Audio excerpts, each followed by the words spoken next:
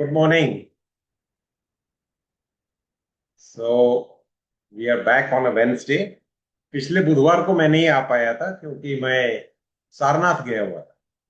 तो उस ट्रिप की वजह से मैं बुधवार को मैं आ नहीं पाया। तो इस बीच काफी लोगों से संपर्क हुआ, काफी लोगों ने मुझसे कहा कि आजकल के हालात के बारे में भी कुछ बताइए, क्या हो रहा है क्या नहीं हो रहा है। सब चिंतामग्न है कि हो क्या रहा है। तो आज मैंने कहा कि चलो आपको चेंज के बारे में थोड़ी सी बात बता दूं कि जब शिक्षण ले रहा था, कॉलेज में था, तब एल्विन टॉफलर की एक किताब आई थी। एल्विन टॉफलर, उसने एक पुस्तक लिखी थी, उसका नाम था फ्यूचर शॉक। उस फ्यूचर शॉक में उसने ये कहा था कि जैसे जैसे मानव आगे बढ़ते जाता है तो उसकी नॉलेज को प्राप्त करने की जो क्षमता है वो बढ़ती चले जाती है और स्पीड ऑफ डेवलपमेंट वो एक्सेलरेट हो जाता है। तो जिस चीज को पहले 400 साल लगते थे उसको बाद में 100 साल लगने लगे, उसके बाद में फिर वो नया इन्वेंशन जो है वो अगले 50 साल में हो गया, उसके बाद 25। तो यो इन्वेंशंस और चेंजेस की जो समय सीमा है वो कम कम कम कम होती चले जाती है। तो उसने उस समय 1970s में ये लिखा था कि आने वाले दिनों में जो चेंजेस इतनी ज्यादा हो जाएंगी, क्या हम उसके लिए तैयार हैं? क्या हम तैयार हैं क्या? Are we ready for it? और जो कहता है कि हम हर चेंज के लिए तैयार हैं, हम सब कुछ फेस कर लेंगे, उनको भी कभी कभी तकलीफ होने लग जाती है कि भाई क्या मैं ये कर पाऊंगा? Will I be able to do it? That is the situation which we face. तो मैं एक सोच रहा था कि 1440 यह एक वर्ष बहुत इंपॉर्टेंट था। 1440 में गुटेनबर्ग एक आदमी था जिसने प्रिंटिंग प्रेस बनाई। उसके पहले जो इंफॉर्मेशन थी या पुस्तकें थी वो हाथ से लिखी जाती थी, और इंफॉर्मेशन मैन्युस्क्रिप्ट लिखने की जितनी ताकत है, जितनी स्पीड है, उसके हिसाब से लोग हाथ से लिखते थे और उसको बांट देते थे। तो इंफॉर्मेशन जो था वो हस्तलिखित, और जितनी ज्यादा कॉपीज उससे बनेंगी उतनी ही सीमित थी। 1440 के बाद में जब गुटेनबर्ग ने अपना प्रिंटिंग प्रेस बनाया तो छपाई होने लगी। छपाई होने से वही इंफॉर्मेशन बहुत स्पीड से लोगों तक जाने लगी, और जहां पहले उंगलियों पे गिनने इतने लोग उस चीज को पढ़ पाते थे, आज आप देखेंगे कि उसके बाद में सडनली जो एक एक्सप्लोजन हो गया इंफॉर्मेशन की। आज हर घर में पुस्तकें हैं, इंफॉर्मेशन है, हर घर में रोज अखबार आता है। Everywhere you will find that information of in the printed form, ये आता ही है। तो ये एक रेवोल्यूशन हो गया था मेरे ख्याल से। मानवता की जो ग्रोथ है उसकी कहानी में सबसे बड़ा जंप 1440 में आया, जब प्रिंटिंग प्रेस का आविष्कार हो गया और इंफॉर्मेशन सबके लिए अवेलेबल हो। तो जो उसके बाद काफी सालों तक यह चलता रहा, और एक 400 450 साल उसके बाद लगे कि आदमी ने रेडियो का आविष्कार किया। अब उसके बारे में भी चर्चा है कि लोग कहते हैं कि गुग्लिएल्मो मार्कोनी ने उसको इन्वेंट किया था। तो कोई कहते हैं कि हमारे भारत में जगदीश चंद्र बसु, उन्होंने उसका इन्वेंशन किया था। वो बात अलग है कि मार्कोनी उसको पेटेंट कर सके, और भारत गुलाम होने की वजह से जगदीश चंद्र बसु जी को उतना उसका मान नहीं मिला, सम्मान नहीं मिला। वैसे कहा जाता है कि उन्होंने रेडियो वेव्स को कंट्रोल करना, उसको मॉड्यूलेट करना सबसे पहले उन्होंने किया था। खैर, ये तो अब चर्चा का विषय है। कहने का तात्पर्य है कि 450 साल के बाद रेडियो आ गया। जब रेडियो आया तो जितनी स्पीड से और जितनी व्याप्ति से आपके प्रिंटिंग प्रेस या छपी पुस्तकें पढ़ सकती थी, नॉलेज जा सकता था, उससे कहीं ज्यादा स्पीड से और कहीं ज्यादा व्याप्ति से रेडियो अपनी बातों को लोगों तक पहुंचाने लगा। So the reach of information increased. और उसके बाद टेलीविजन जब आया तो वो 1926 के आसपास आया, तो उसको कुछ 35-40 साल और लगे, तो टीवी आ गया। टीवी आने से इंफॉर्मेशन और भी ज्यादा अच्छी तरह से ऑडियो विजुअल तरीके से आगे आगे तक जाने लगी। बट ये चीजें कहाँ तक सीमित थी कि जो इंसान रेडियो खरीद सकता है या कहीं दुकान में जाकर के सुन सकता है या फिर टीवी खरीद सकता है, वहीं तक सीमित। और फिर टीवी की जो ब्रॉडकास्ट है उसका एक उसकी एक लिमिटेड व्याप्ति होती है। तो पहले टावर से ब्रॉडकास्ट हुआ जाता था और आपको एरियल लगाना पड़ता था और एरियल के डायरेक्शंस आपको सेट करने पड़ते थे। उसके बाद में खैर सैटेलाइट से डीटीएच कहते हैं, डायरेक्ट टू होम, ये सब आ गया। तो इंफॉर्मेशन की जो व्याप्ति है वो उसकी जो स्पीड है वो बढ़ गई। लेकिन सबसे बड़ा अगर कोई इन्वेंशन जो जिसने एकदम से जबरदस्त स्पीड बढ़ा दी और उसकी व्याप्ति बहुत बढ़ गई, उसे मैं कहूंगा इंटरनेट। इंटरनेट आया 2000 में, 2000 के आसपास, उसके पहले आ गया था 1995 में। मुझे याद है कि जब मैं थाना में कलेक्टर था तो उस टाइम हमारे यहाँ एक भिवंडी में पॉइजनिंग केस हो गया। तो मैंने उस जमाने में भी इंटरनेट से टेक्सास पॉइजन सेंटर को मेल भेजा था और वहां से इंफॉर्मेशन मंगाई थी सिम्टम्स पेश करके कि ये क्या हो सकता है। तो 95 से आ चुका था, लेकिन 2000 के बाद में ये काफी स्पीड से बढ़ गया, और खास करके मोबाइल की वजह से। पहले लैपटॉप्स में होता था, जब मोबाइल में आ गया तो हर एक के पास आ गया। और जब डाटा की जो स्पीड है, उसकी जो कॉस्टिंग है वो जब बढ़ गई, जब आपके डाटा की स्पीड बढ़ गई, तब आपको ये पता लगने लगा कि ये जो डाटा है ये हर इंसान के हाथ में पहुंच गया। और मोबाइल सस्ते हो गए, डाटा सस्ता हो गया और लोगों तक पहुंच गया। तो मुझे अभी भी याद है कि एक समय था जब मैं, आई थिंक ये 2005 या 6 की बात है, मैं कहीं दौरे से आ रहा था तो वर्धा के पास मैंने एक बस स्टैंड पे एक बच्चे को, स्कूल का बच्चा था, उसको मोबाइल देखते हुए, वो मोबाइल देख रहा था, तो मैंने गाड़ी से देखा। तो मेरे मन में एक विचार आया कि अक्सर हम शुरुआत में ये देखते थे कि स्कूलों में, कुछ कुछ गांव के स्कूल्स में टीचर टाइम पे नहीं पहुंचते हैं। कुछ कुछ ऐसी जगहें थी जहां पर शिकायत आती थी कि टीचर दारू पी के सो रहा है, लिकर लेकर के, या ठीक से पढ़ा नहीं रहा है, या उसको ठीक से बताना नहीं आता है। तो जो शिक्षा की जो व्याप्ति थी वो बहुत कम हो गई। कम हो गई थी मतलब उतनी अच्छी तरह से हर बच्चे को पर्याप्त मात्रा में या उस क्वालिटी का एजुकेशन नहीं मिल रहा था। तो उस बच्चे को जब मैंने इंटरनेट या जो भी मोबाइल हाथ में देखा, तो मेरे मन में एक ख्याल आया कि जो बैरियर एजुकेशन की लगी हुई थी कि भाई आपको स्कूल में ही जाना है, आपको डिपेंडेंट रहना है, अच्छी क्वालिटी के लिए ज्यादा पैसा देना है, अब वो बैरियर टूट रही है। अब ये लड़का जो है ये उस दारू पिए हुए टीचर के भरोसे नहीं बैठा है। वो गूगल सर्च कर करके अपनी इंफॉर्मेशन ढूंढ सकता है। तो इंफॉर्मेशन प्राप्त करने की जो ताकत है वो स्कूल से और टीचर से हट करके अब उस बच्चे के हाथ में आ गई।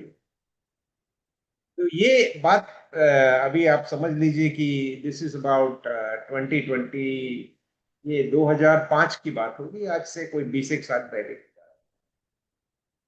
और 20 सालों में जो बदल हो गया, जो कुछ इतना जबरदस्त चेंज हो गया, वो तो हम सब ने देखा है। हुआ क्या कि जो इंफॉर्मेशन फ्लो है वो इतनी ज्यादा स्पीड से बढ़ गई है और खास करके जब कोरोना का टाइम आया, तब जब 1.5-2 साल बच्चे घर में ऑनलाइन पढ़ रहे थे, तो उनकी जो दोस्ती है वो इंटरनेट के साथ, उस टेक्नोलॉजी के साथ, वो दोस्ती बढ़ गई। आज वो जनरेशन कॉलेज गोइंग हो गया है। आज वो जो हम कहते हैं जिसको जेनजी, तो जेनजी क्या है, जो कोरोना के टाइम पे उसने एक उस इंस्ट्रूमेंट के साथ, उस इंटरनेट के साथ, उस टेक्नोलॉजी के साथ दोस्ती कर ली। वो स्कूल नहीं जा पा रहा था और उसने घरों में रह करके उस चीज को प्राप्त कर लिया। आज वो जवान हो गए हैं, आज वो अपनी बात बोल सकते हैं। तो ये रेवोल्यूशन क्या है? ये रेवोल्यूशन ये है कि इंफॉर्मेशन की फ्लो को आप जब कंट्रोल करते हैं, किसी को इंफॉर्मेशन मिलने देते हैं, किसी को नहीं मिलने देते हैं, उसी में सारा गेम। सदियों से जो जिसके पास, जिसको कहते हैं हैव्स एंड हैव नॉट्स, तो जिसके पास में साधन है, संसाधन है, जिसके पास ताकत है, वो हमेशा दूसरों को पूरी इंफॉर्मेशन नहीं जाने देता है, शिक्षण नहीं जाने देता है। वो हमेशा एक काल्पनिक दुनिया में लोगों को बांधे रखता है कि आपको इस पे डिपेंडेंट रहना है, आपको इस पे डिपेंडेंट रहना है, मुझ पे डिपेंडेंट रहना है, आप इसके भरोसे उसके भरोसे हो, पालनहार है, कोई है जो आपको संभाल रहा है। तो उस भरोसे रह करके इंसान उसका, उसे पता नहीं होता है कि सच्चाई क्या है। तो वो उसमें ही बह जाता है और मानसिक गुलामी की तरह चला जाता है। तो मानसिक गुलामी की तरफ चला जाता है। और ये चीज धीरे धीरे इंसानों को, एक सेगमेंट बढ़ जाता है, जिसके पास है और जिसके पास नहीं है, उसकी दूरियां बढ़ जाती हैं। लेकिन उस दूरियों को कम करने के लिए सबसे इंपॉर्टेंट है एजुकेशन, शिक्षण। तो हुआ क्या है कि ये जो जनरेशन आ गई है जिसको जेनजी कहा जाता है, और उसके बाद जेन अल्फा, ये जो है ये किसी पे डिपेंडेंट नहीं है। तो अब मैं आता हूं मूल टॉपिक पर, कि जो मैंने देखा और ऑब्जर्व किया मेरे विकाया के जो मेरे काउंसलिंग्स होते हैं, तो हमारे ट्रेनिंग सेशंस में या मेरे काउंसलिंग सेशंस में लोग आते हैं, तो मैंने यह देखा कि कुछ कुछ चीजें, कुछ कुछ बिलीफ्स तो हमारी ओरिजिनल आ रही हैं, माँ बाप से आती हैं, हम उन चीजों को मानते हैं, वो हमारी वैल्यूज हैं, वो हमारी बिलीफ्स हैं, उसके हिसाब से हम हर चीज को देखते हैं। वो एक ऐसा चश्मा है जिसको देखने से चीजें कुछ क्लियर हो जाती, हम चीजों को समझ पाते।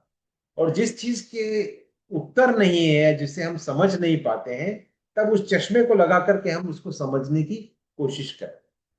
पहले लोग सोचते थे कि भाई कभी कभी अचानक अंधेरा हो जाता है दिन में, और चिड़िया वगैरह सोचती है कि अंधेरा हो गया तो शाम हो गई, वो अपने घर की ओर निकल जाती हैं, और 10-15-20 मिनट के बाद देखते फिर से सूरज आ गया और रोशनी आ गई। तो लोग पहले बहुत अचंभित होते थे कि ये क्या हो रहा है, उन्हें पता नहीं था ये क्यों होता है, सूरज अचानक काला कैसे हो जाता है। तो फिर उस चीज को समझने के लिए फिर चश्मा लगा लिया, लोगों से पूछा कि भाई आपको पता है क्या हो रहा है, तो लोग जिसको समझ नहीं थी वो भी कुछ ना कुछ बिलीफ बना देते थे कि कोई देवता आता है, उस सूरज को खा जाता है, और फिर आप पूजा करेंगे तो उसको छोड़ देगा। तो ये बिलीफ थी, उससे आदमी संतुष्ट हो जाता था कि यही होगा। धीरे धीरे उसके बारे में टेक्नोलॉजी आई, टेलीस्कोप्स आए, लोगों ने देखा, चंद्रमा और सूर्य की मूवमेंट्स को देखा, और समझ में आया कि चांद सूरज के सामने कभी कभी चला जाता है, तो उसको सूर्य ग्रहण कहते हैं।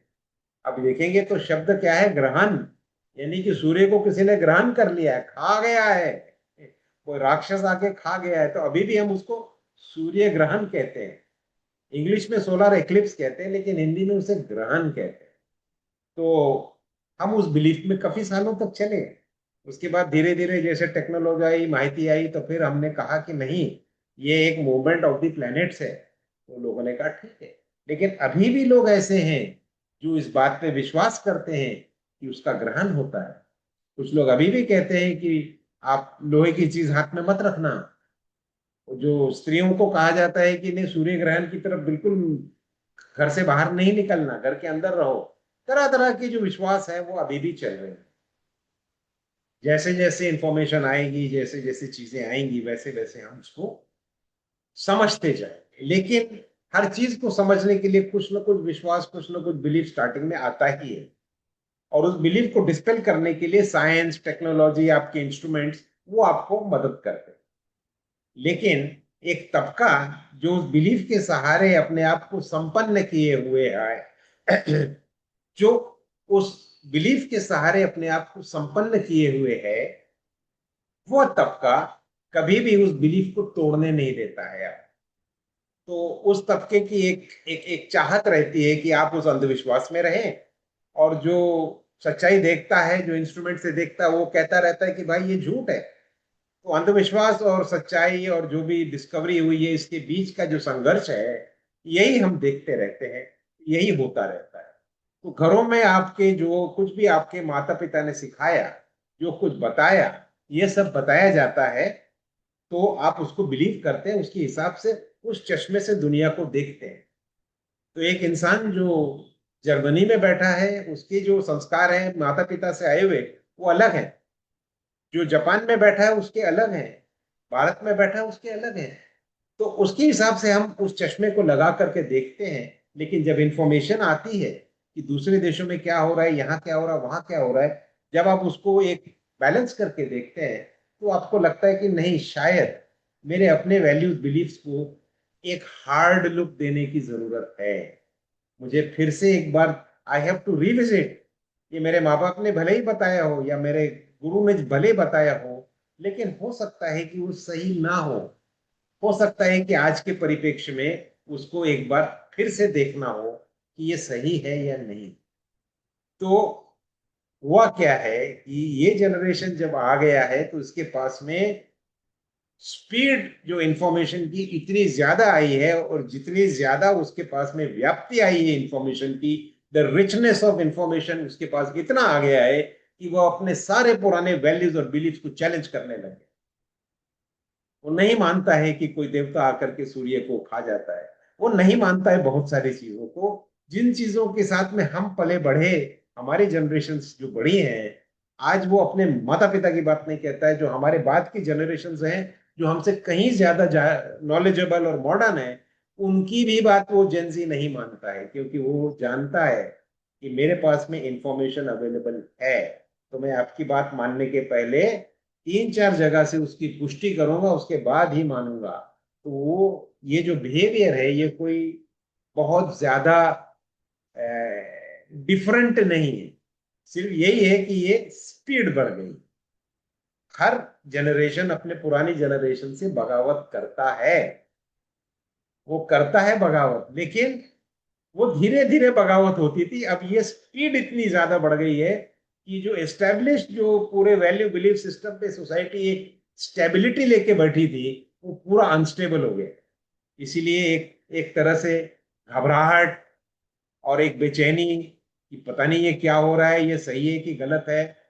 और जो जनरेशन है अभी, आप भारत में देखेंगे तो मेरे ख्याल से 35 साल के नीचे मेजोरिटी जनसंख्या जो है 35 के नीचे है। तो यही भारत है जो बनने वाला है। तो इसमें मेरा तो यही मेरे मित्रों से कहना है कि घबराइए मत, ये एक प्रोसेस ऑफ चेंज है, ये होगा ही। तो अब मैं आ रहा हूं अपने मूल प्रश्न पे कि घरों पे मैंने देखा कि कुछ विश्वास, कुछ बिलीफ्स तो आपको पीढ़ी दर पीढ़ी आ जाते हैं। आप उसके कुछ वैल्यूज को लेकर के चलते हैं कि भाई हम इसको मानते हैं, हम उसको मानते हैं। चाहे वो देवी देवता हो, चाहे कोई फिलोसफी हो, कोई किसी को मानता है, कोई किसी को मानता है, कोई कैपिटलिज्म में विश्वास रखता है, कोई लेफ्टिस्ट होता है, कोई पर्टिकुलर रिलीजन को मानता है। ये अलग अलग उनकी अपनी अपनी वैल्यूज होती हैं।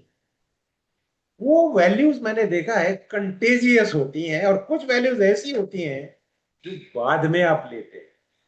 तो मैंने अक्सर देखा कि एक घर है जहां मैंने कुछ लोगों ने मेरे से काउंसलिंग कराई थी। मैंने देखा कि वो अक्सर बीमार रहते हैं, कोई ना कोई हॉस्पिटल में ही रहता है। तो पता चले कि भाई अभी बेटा थोड़ा बीमार हो गया, तो वो आया, तो फिर दूसरा कोई पिताजी बीमार हो गए, वो हॉस्पिटलाइज हो गए। फिर मेरे को बड़ा एक मुझे अजीब सा लग रहा था कि ये हो क्या रहा है। तो बिलीफ सेट्स जो है, वो मुझे समझ में आया कि कंटेजियस होते हैं। तो देखा कि एक पर्टिकुलर माता जी हैं जो, उनको ये लगता है कि नहीं कुछ नहीं होगा, रहने दो ना, कुछ नहीं होगा। वो हमेशा उनको पास में एक बिलीफ सिस्टम था कि कुछ नहीं हो सकता, कुछ सुधार नहीं हो सकता, ये ऐसे ही चलेगा, और हमेशा वो डिप्रेशन में रहती थी। अब धीरे धीरे देखा कि जो शादी होकर के जो बहू आई है वो भी उनके साथ रह रह करके उसका भी नेचर वैसे ही हो गया, कुछ नहीं होने वाला है, ऐसे ही चलेगा। और वो निराशा की वजह से उनको तरह तरह की बीमारियां होने लग गई। ज्यादा एनर्जी कम हो जाती थी तो बाहर नहीं जाते थे, वॉक लेना, तैयार रहना, घूमना फिरना, अपने आप को एनर्जेटिक रखना, स्ट्रांग रखना, वो सारी चीजें उन्होंने छोड़ दी। क्योंकि उनका कहना था कि कुछ भी कर लो, कुछ होने वाला नहीं है, कुछ नहीं होने वाला। और ये जो एक बिलीफ सेट था, उससे उनकी शारीरिक दुर्बलता बढ़ गई। तो मेरा ये डिस्कवरी है कि शायद आप भी अपने आसपास देखिएगा और उसको पुष्टि करने की कोशिश कीजिए कि बिलीफ सेट जो है एक दूसरे से कंटेजियस, जिस बीमारी होती है, जैसे हम कहते हैं ना कोरोना एक से दूसरे को लग जाता है, ये छूत की बीमारी की तरह लग जाता है।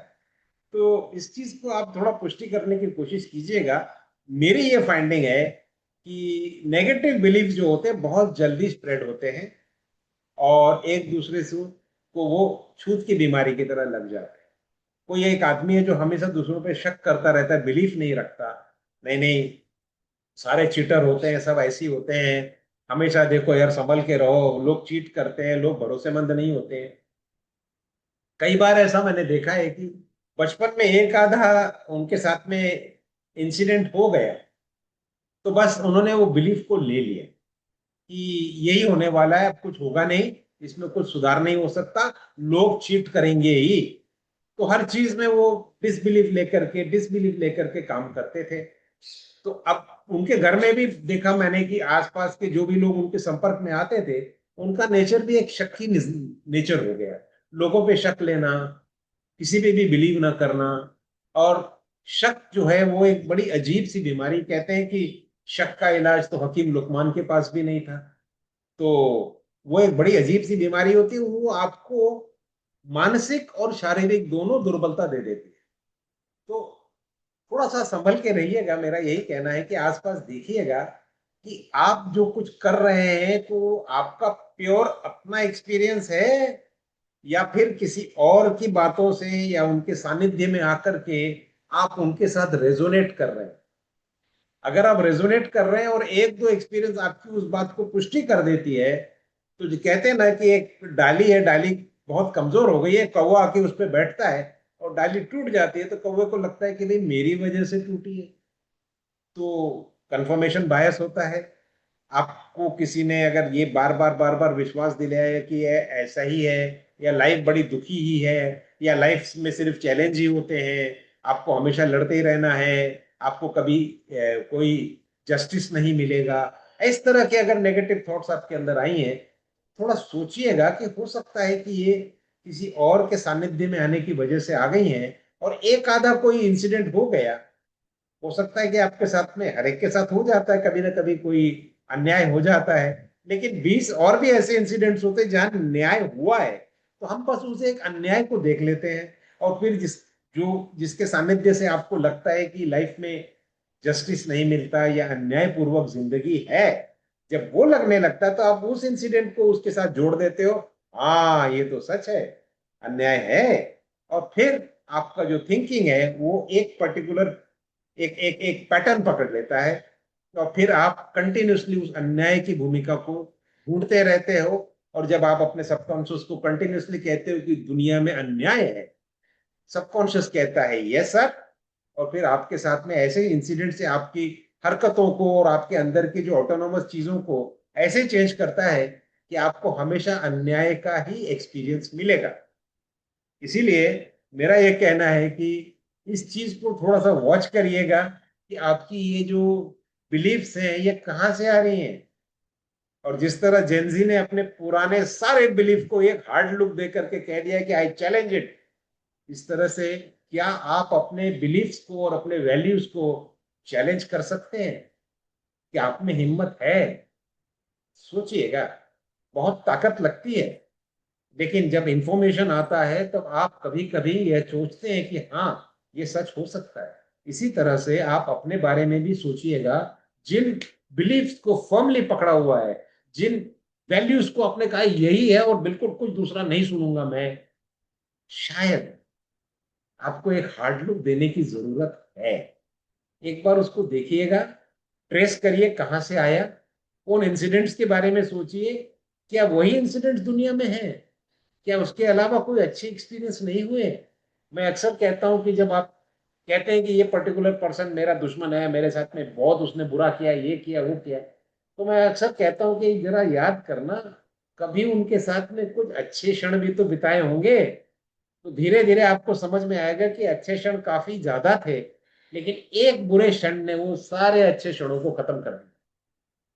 तो think about it, your beliefs and your values may be due to some other person coming close to you and trying to put that sort of contagion coming into you, या वो एक सानिध्य से आपके मन में ऐसी कुछ विचार आ गए या आपको ऐसा लगा कि ये शायद सही है, हो सकता है। और फिर आपकी कंफर्मेशन बायस कि हाँ मेरे साथ ऐसे ही हुआ था, तो एक इंसिडेंट सब पे भारी हो जाता है। तो ऐसा, क्योंकि नेगेटिव्स जो हैं वो आसान होते हैं। मैं अक्सर कहता हूं कि ग्लास तोड़ना बहुत आसान है, ग्लास बनाने में समय लगता है। तो कोई भी नेगेटिव बहुत आसानी से आप अडॉप्ट कर लेते हो। तो आपकी जिंदगी में थोड़ा सा इस चीज को अभ्यास कीजिएगा कि आपकी जो नेगेटिव थॉट्स या कुछ ऐसे वैल्यूज बिलीव जो इतना फर्मली आप पकड़ के बैठे हैं, क्या सचमुच में वो सही है? क्या आपके एक्सपीरियंस में कभी उसकी विपरीत नहीं हुआ है? तो इसको एक हार्ड लुक देने की जरूरत है। इसके बारे में अवश्य सोचिएगा, क्योंकि आपकी खुशी के लिए, आपके जीवन के आनंद के लिए जरूरी है कि आप जिस तरह जनजी ने अपने पूर्वजों के सारे बिलीफ, आपकी सारी वैल्यू सिस्टम्स, सब कुछ बदल दिया, उसको हार्ड लुक दिया है। आप अपने ही वैल्यूज और बिलीफ को हार्ड लुक दे सकते हैं क्या? क्योंकि आज की जिंदगी में आपको सक्सेसफुली और आनंद के साथ जीना है, तो आपको इस जेंजी की तरह अपने ही वैल्यूज और बिलीफ को एक हार्ड लुक देना बहुत जरूरी है। तो मुझे उम्मीद है कि आप इसमें जरूर काम करेंगे और अपने जीवन को आनंदमय बनाएंगे। Always remember, change is the rule. Change तो होना ही है। अब उस चेंज के साथ आप कितना सूटेबली अमेंड करते हो अपने आप को, सारा खेल उस पर डिपेंड करता है। तो जरूर हार्ड लुक दीजिए, अपने आप को खुश रखिए, अपने बिलीफ्स और वैल्यूज को आपको गुलाम मत बनाने दीजिए। They can be changed, and change is the rule of the world. जो बदलता है वही जीवित है, वही चेतन है। जो नहीं बदलता है वो जड़ हो चुका है, वो मृतावस्था में है। तो अपने आप को चेंज करने की ताकत को डेवलप कीजिए, हार्ड लुक दीजिए, एंड लिव हैप्पीली। तो आज के लिए बस इतना ही। तो मैं प्रशांत जी से गुजारिश करूंगा कि कोई अगर कोई कमेंट या कोई प्रश्न हो तो मुझे प्लीज बताएं, तो उसके बारे में फिर हम कुछ चर्चा कर सकते हैं, वरना यस आधा सर। घंटा हो गया अ, है। रा, जी प्रशांत जी। राजेंद्र कपूर जी का एक कमेंट आया है। जी। सर, दिल चाहता है, how to overcome this over thinking. How to overcome this over thinking. Over thinking? क्यों जी राजेंद्र जी? दिल चाहता है तो चाहता है ना, क्यों उसको ओवरकम कर रहे हो? उससे दुखी मत होइए। दिल तो बहुत सारी चीजें चाहना चाहिए। आप देखिए क्या क्या प्राप्त कर सकते हैं, जिंदगी वही तो है। हम कुछ चीज की डिजायर करते हैं, उसकी तरफ बढ़ते हैं, उसको प्राप्त करते हैं, बहुत सारी चीजें नहीं प्राप्त होती, कुछ मिल जाती हैं। एक चोटी पे चढ़ते हैं, फिर दूसरी चोटी दिखती है, तो चलते रहिए। और सिर्फ एक ही चीज पे मत रहिएगा। दिल चाहता है तो बहुत अच्छी बात है, लेकिन दिल चाहता है, उस चीज को अगर नहीं प्राप्त कर सके उसे छोड़ दीजिए। नई चीजों की तरफ चाहत को मोड़ दीजिए, उससे आप डायनेमिक रहेंगे। लेकिन अगर आप कहेंगे कि मेरी सारी चाहत ही मैंने छोड़ दी है, तो ऐसा ना हो कि जिंदगी जीने की चाहत भी छोड़ दो। तो थोड़ा बहुत एक्साइटमेंट, थोड़ी आनंद होना चाहिए। तो एक ही चीज को दिल नहीं चाहना चाहिए। दिल चाहता है, वो मिला बहुत अच्छी बात, नहीं मिला तो भी छोड़ दीजिए और आगे दूसरी चीज को दिल चाहिए। इसमें क्या है? आज आपको आइसक्रीम पसंद है, कल हो सकता है कि आपने शुगर खाना छोड़ दिया तो मुझे कड़वी कॉफी पसंद है। क्यों नहीं? चेंज करते रहिए। तो एक चीज पे मत टिक रहिए, बट दिल की चाहत को चाहने दीजिए, वरना जीने का कोई मतलब नहीं रहेगा, ऐसा मुझे लगता है। जी। और प्रशांत जी। सर विनय पटेल जी का एक कमेंट आया है। Good morning sir. If housewife angry in small small work और issue speak loudly to home, what she do for control her behavior or tone, and how to accept daily small problems or challenges? देखिए, उसके लिए थोड़ा सा मनन चिंतन करना जरूरी है।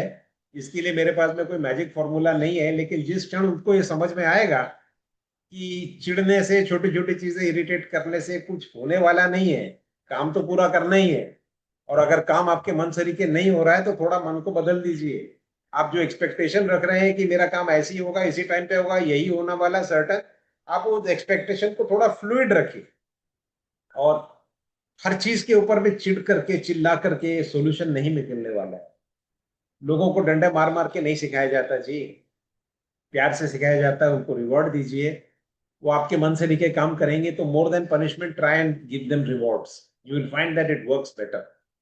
और चिढ़ने से क्या होता है, गुस्सा होने से क्या होता है कि आपके अपने मानसिक और शारीरिक स्वास्थ्य पे उसका दुष्परिणाम होता है।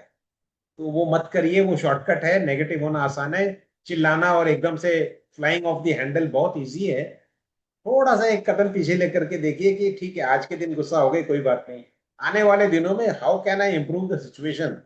हेल्पलेस नहीं होना, सिचुएशन हमेशा इंप्रूव होती है। तो हेल्पलेसनेस की पोजीशन से हट जाइए and try and understand how I can improve the situation. You can, definitely you can. अपने थॉट्स को बदलिए। ये हेल्पलेसनेस का जो बिलीफ है ना, उसको छोड़ दीजिए, उसको त्याग दीजिए। That is what I can say. जी। और कुछ प्रशांत जी? सर नहीं, राजेंद्र कपूर जी का कमेंट है। Awesome guidance, thank you sir. Thank you Rajendra भाई, ने अप्रिशिएट किया। तो आज के लिए बस इतना ही। और उम्मीद है कि आपको सेशन पसंद आया होगा। तो अगले बुधवार को फिर मिलते हैं। तो जैसा कि हमेशा की तरह मैं तारीख बता देता हूँ। तो अगला बुधवार जो है वो है 26। तो मेरे कैलेंडर कह रहा है कि वो ओणम का दिवस है। तो केरल में ओणम का त्योहार मनाया जाता है, तो ओणम के दिन मिलते हैं। तब तक के लिए धन्यवाद। आप मेरे साथ में रहे आधा घंटा। Thank you very much for being.